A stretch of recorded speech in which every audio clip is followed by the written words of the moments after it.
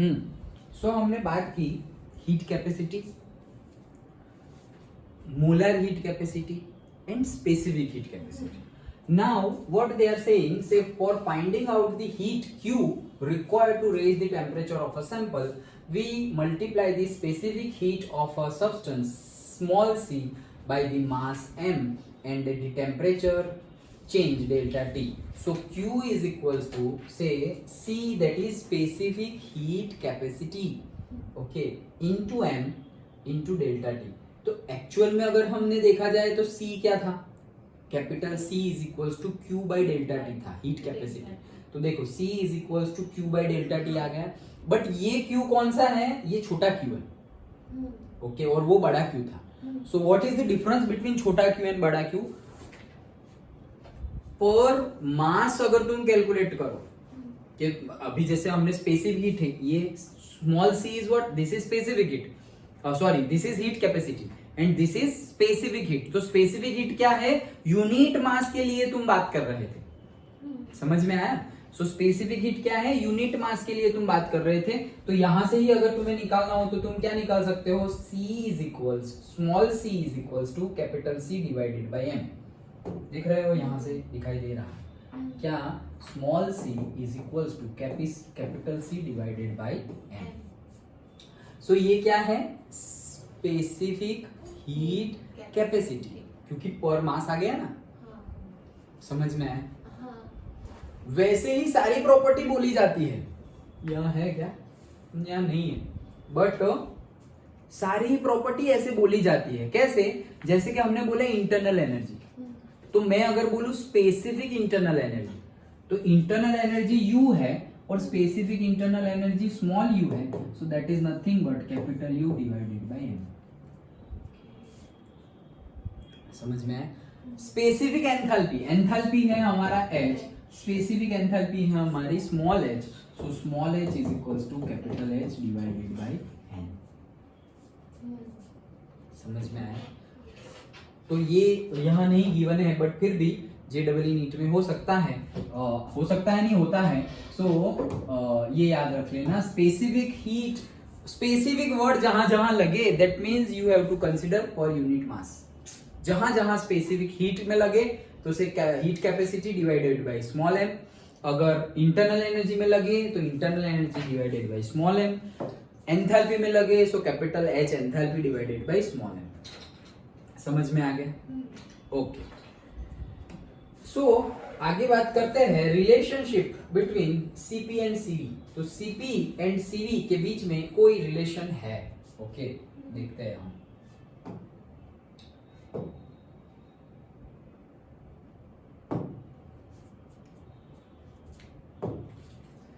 So Cp and Cv के बीच में कोई रिलेशन है. सो वो रिलेशन हम देखते हैं. सबसे पहले तो हम बात करते हैं से QV, कांस्टेंट वॉल्यूम पे हीट ट्रांसफर जो हो रहा हो उसको हम बोलते थे, याद हो तो, डेल्टा U, ओके. एंड अगर कांस्टेंट प्रेशर पे हो रहा हो तो P डेल्टा V ऐड हो जाएगा. सो डेल्टा U नहीं, लेकिन delta U plus P delta V, that is delta H. ये तो था हमारे पास, ओके.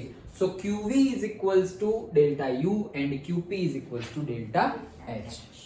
अब हम क्या बोल रहे हैं, अगर ये स्पेसिफिक हीट वाला जो हीट कैपेसिटी वाला सिनारियो अगर हम देखें, अभी जो हम गर्म कर रहे थे, तो अगर ये हीट कैपेसिटी जो हम पर्टिकुलर सब्सटेंस लिया, उसका टेम्परेचर 1 डिग्री सेल्सियस इंक्रीज कर रहे हैं, जो हीट आएगी लेगा वो, दैट इज हीट कैपेसिटी. लेकिन अगर ये पूरी की पूरी प्रोसेस कांस्टेंट वॉल्यूम पे हो रही है तो वो हो जाएगी heat capacity at constant volume, CV.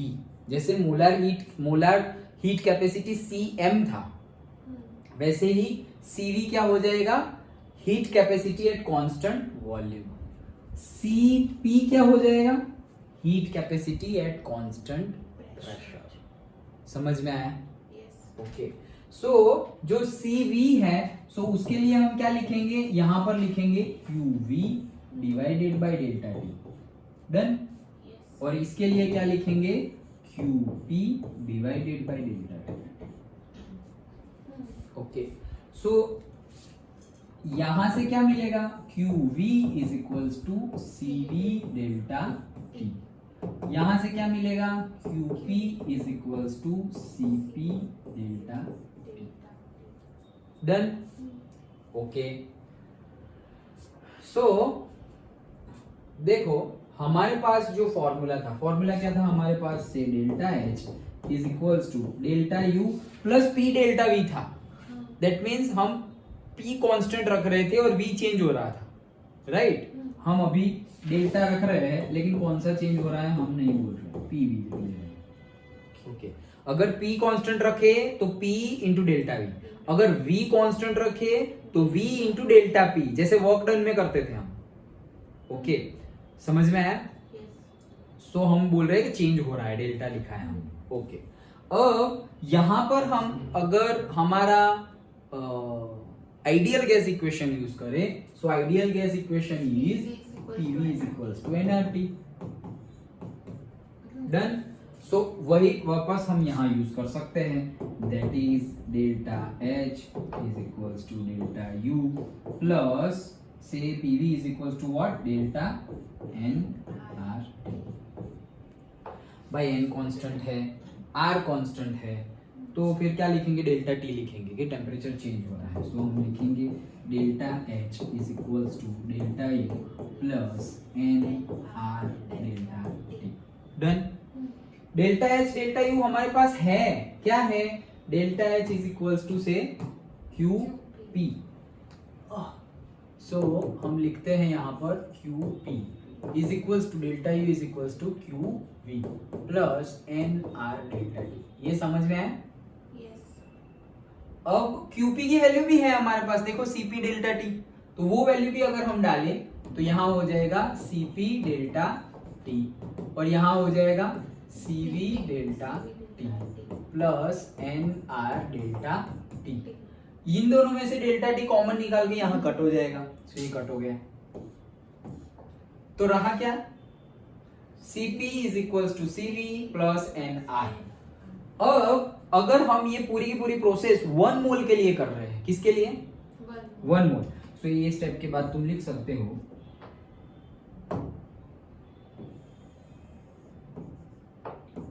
For 1 mole n is equals to 1 mole के लिए n इज इक्वल्स टू 1, तो क्या हो जाएगा, CP is equals to CV plus 1 लिख दिया, तो यहां पे क्या हो जाएगा, R। सो फॉर्मूला क्या बना हमारा, CP minus CV is equals to R। That is our formula, that is the, ये जो board relation between the CP and CV। समझ में आया? ओके, तो ये हमारा है relation between the CP and CV। Done. Okay, so कैसे, ये शायद 1 मार्क में, 2 मार्क में, 2 मार्क में पूछा जा सकता है। ओके, कि write down the relationship between the CP and CV। तो क्या करेंगे, सबसे पहले तो हमारा फॉर्मूला लिख देंगे, delta H is equals to delta U plus से डेल्टा PV लिखा हमने। Then ideal gas equation, PV is equals to nRT, so PV की जगह हम लिख दिया nRT, n और R कांस्टेंट है, बाहर ले लिया, delta T। Then since we know that, ये लिखो QV is equals to delta U, QP is equals to delta H, and therefore CV is equals to QV delta T, CP is equals to QP delta T। so जहां जहां QP होगा वहां पे CP delta T लिखो, और जहां पे delta U की जगह हमने QV लिखा है वहां पर CV delta T लिखो। डन। डेल्टा T कॉमन हो जाएगा, and then n for 1 mole n is equals to 1, so CP is equals to CV plus R, so CP minus CV is equals to R। Done. समझ में आया?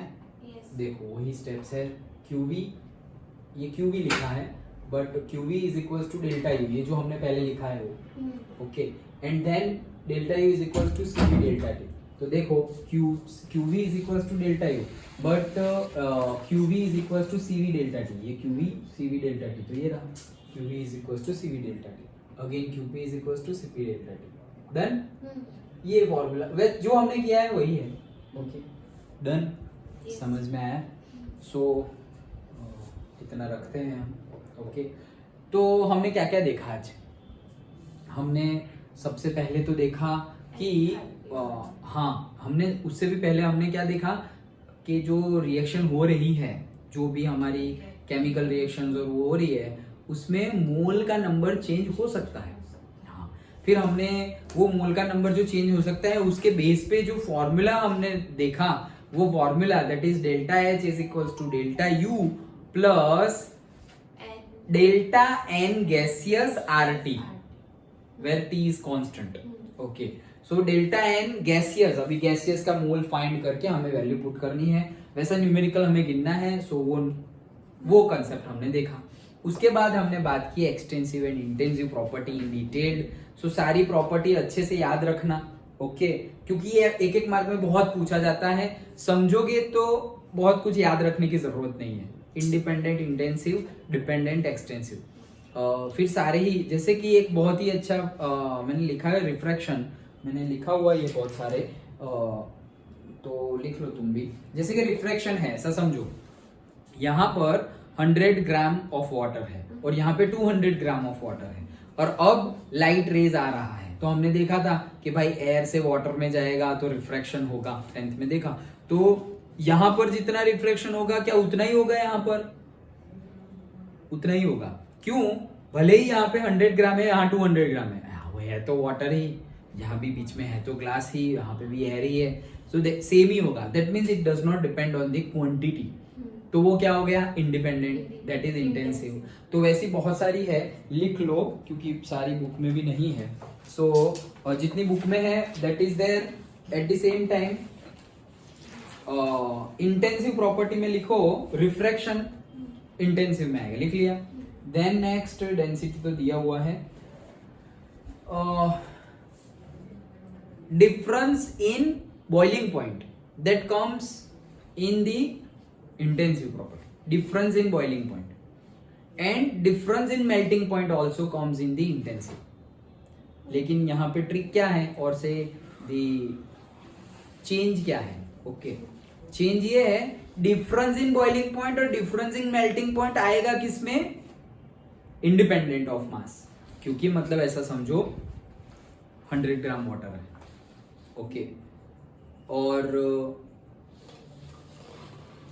उसको हम गर्म कर रहे हैं, ओके, तो 100 ग्राम वाटर 80 डिग्री से सपोज 100 डिग्री पहुंच जाना है, तो बॉइलिंग पॉइंट जाएगा, ओके, वो टेम्परेचर की बात कर रहे हैं। एंड कोई दूसरा क्वांटिटी लेंगे, मतलब 100 ग्राम की जगह क्वांटिटी कम लेंगे, तो कम लोगे तो भी क्या है, वो इंडिपेंडेंट ऑफ मास है, डिफरेंस जितना है उतना ही आने वाला है।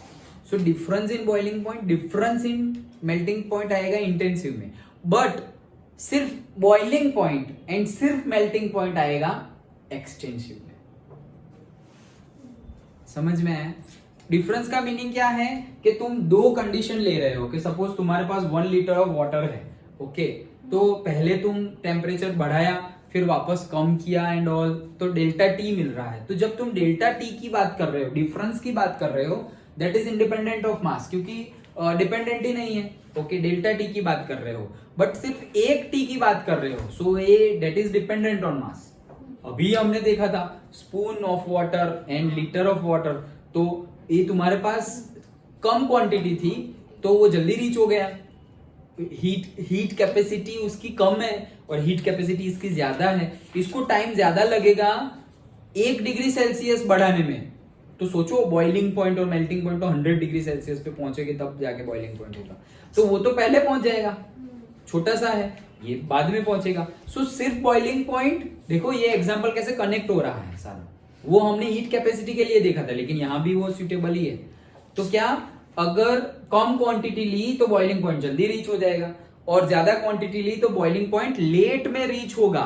That means boiling point and melting point also is dependent on quantity, that is dependent on mass, that's why it is extensive. But अगर डिफरेंस की बात करें, ओके, सेम क्वांटिटी के डिफरेंस की बात करें, कि तुम्हारे पास जो स्पून ऑफ वाटर है, ओके, उसी की बात करें कि भाई बॉइलिंग पॉइंट रीच हो गया, फिर वहां से और ऊपर गए 110 पे स्टीम चली गई, या फिर 90 पे आए, वो डिफरेंस की अगर बात करें, एक ही क्वांटिटी, मतलब क्वांटिटी चेंज नहीं हो रही है, जितना था उतना ही है, ओके, उसके लिए वो क्या है, इंडिपेंडेंट ऑफ मास।